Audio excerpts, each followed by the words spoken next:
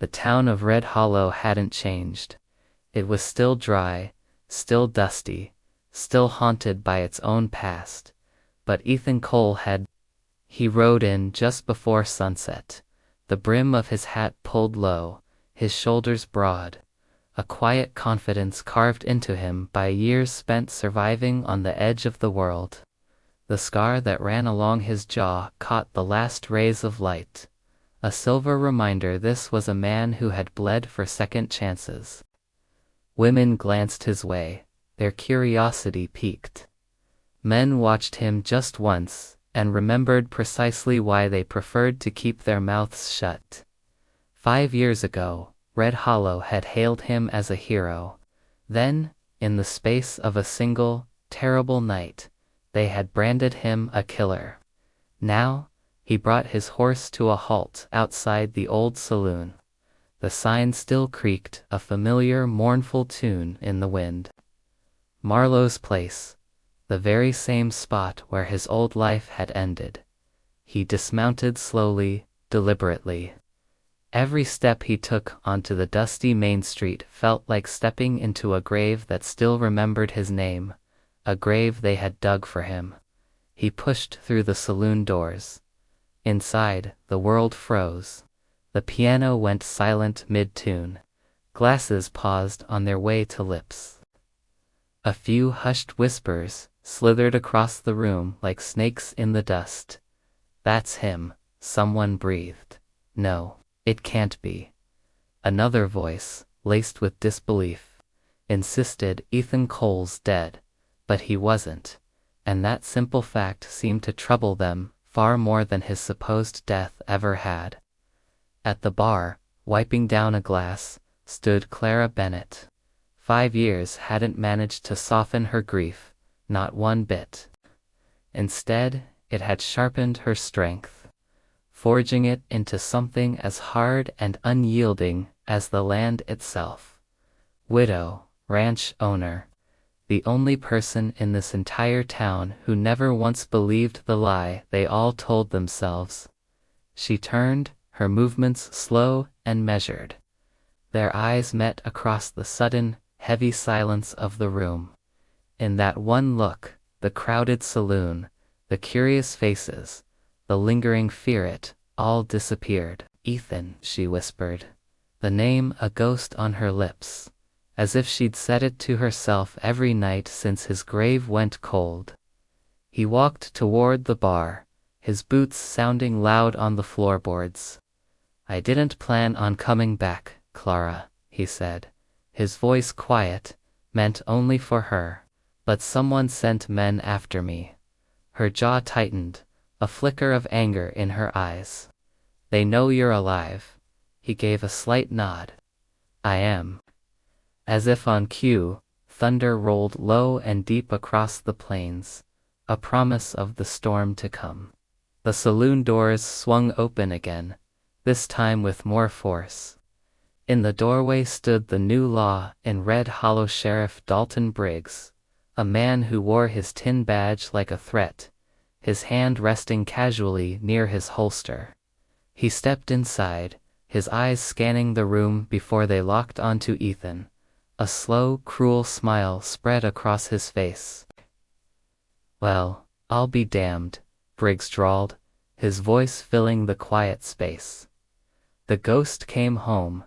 Ethan didn't move. He didn't flinch. He didn't reach for the gun on his hip. And that, more than anything, was what scared them. It was the stillness of a man who had nothing left to lose. "You were buried," Briggs continued, taking a step forward. "Shot in the back during a robbery you planned. That's the story, isn't it?" Ethan's voice remained steady, calm as a frozen river. "I was framed." A harsh laugh echoed from one of the tables. "By who?" Briggs challenged, his smile widening. Ethan's gaze swept across the room, meeting the eyes of the men who looked away too quickly. "The same men," he said, letting the words hang in the air, "who now own half this town." An unnerving silence fell over the saloon. Every single person in that room knew the truth. They had lived with it, choked on it, and buried it deep for 5 long years. But no one, not a single one, wanted to be the first to touch it. That night, Ethan didn't stay in town.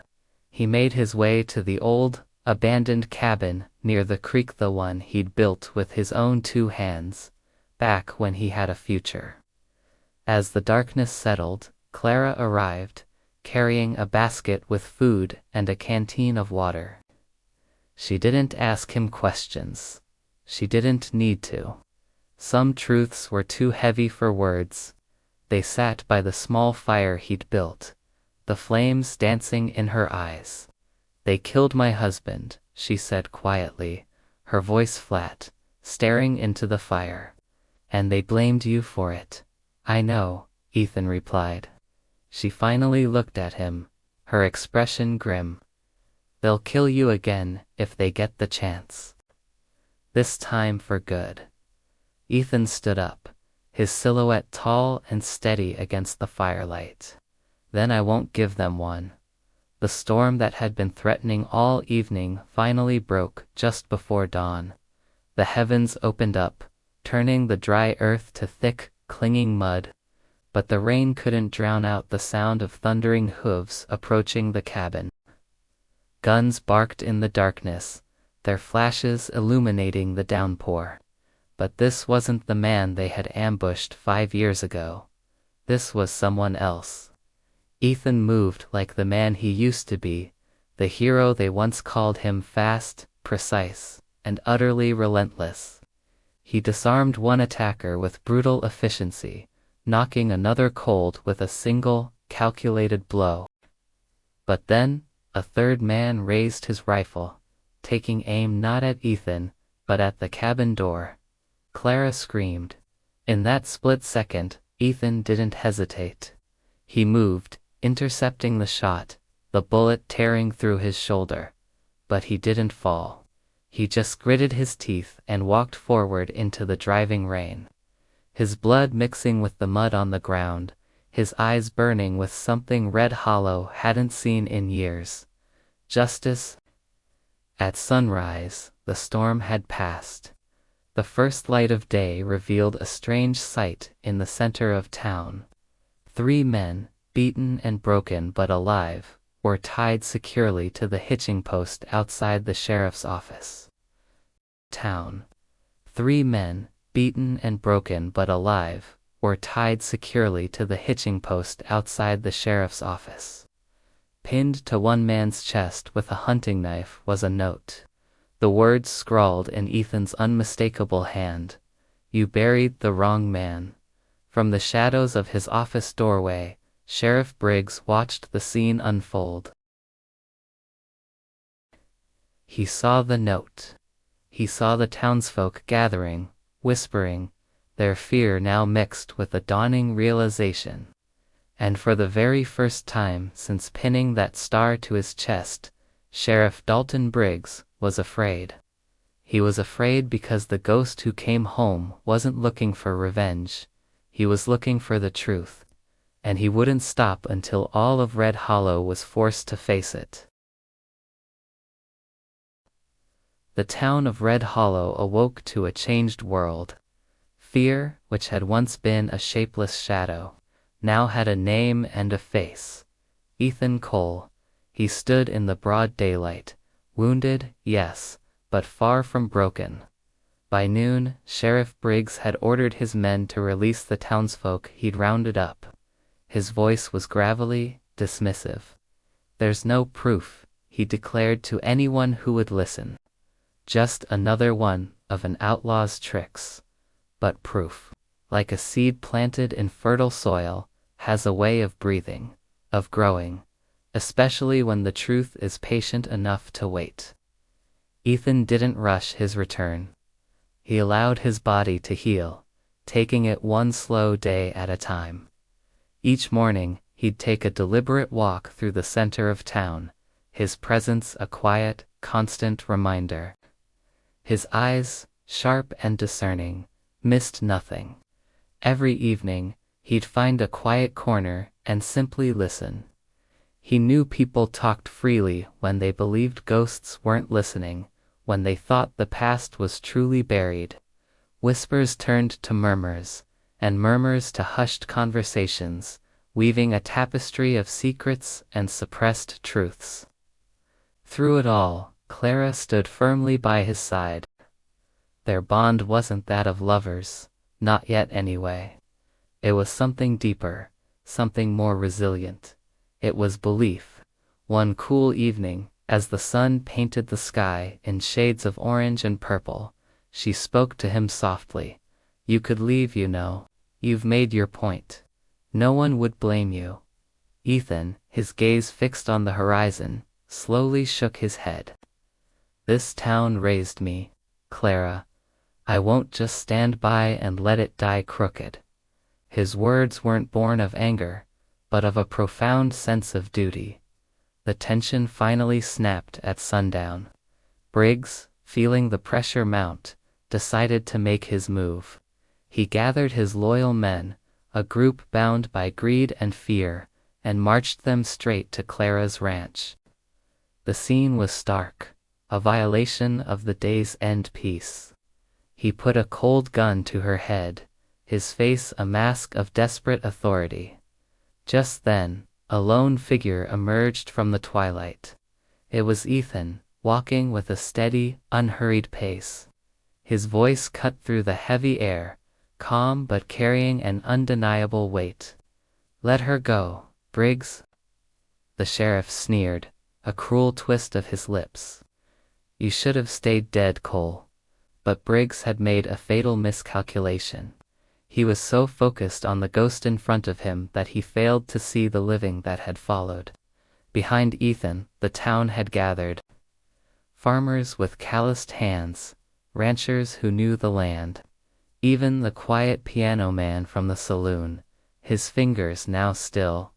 They were tired people, angry people, but most of all, they were honest people who had finally had enough. Briggs saw them too late. The sea of determined faces was his undoing. The dam of silence broke. The truth came flooding out, a torrent of long-held secrets. Documents suddenly appeared, passed from hand to hand. Witnesses, once paralyzed by fear, found their voices. Confessions, forced out by the crushing weight of guilt and the terror of facing their neighbors, spilled into the open. The whole sordid story was laid bare. The stagecoach robbery, the murder of the guard, the elaborate setup to frame Ethan. It was all Briggs. It had always been Briggs. Seeing his world crumble, Briggs ran. He fled like the coward he was, bolting into the very canyon where his treachery had all begun. Ethan gave chase, not with fury, but with a grim resolve. The pursuit was short. A single gunshot echoed through the canyon walls, a final, definitive punctuation mark. When Ethan returned to the waiting crowd, he didn't raise his hands in triumph. He didn't offer a victor's smile. He simply stood before them, his presence solid and real, and said, "It's over." In the days that followed, the town tried to repay him. They offered him the sheriff's badge, the symbol of the very power that had been so corrupted. He refused it without a second thought. "I'm not here to rule," he explained, his voice low and steady. "I just came to finish what I started." His purpose had been fulfilled. Justice, not power, was his prize. Clara met him at the edge of town as he prepared to leave. The air between them was filled with unspoken words. "Where will you go now?" she asked, her eyes searching his.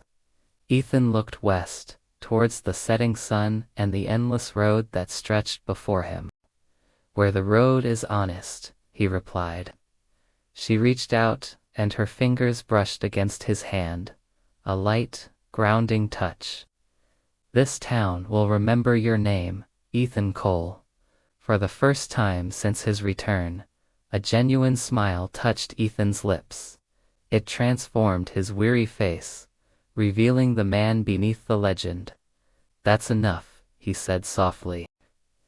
As he mounted his horse and rode away, the town of Red Hollow seemed to stand a little taller, its foundations reset on solid ground.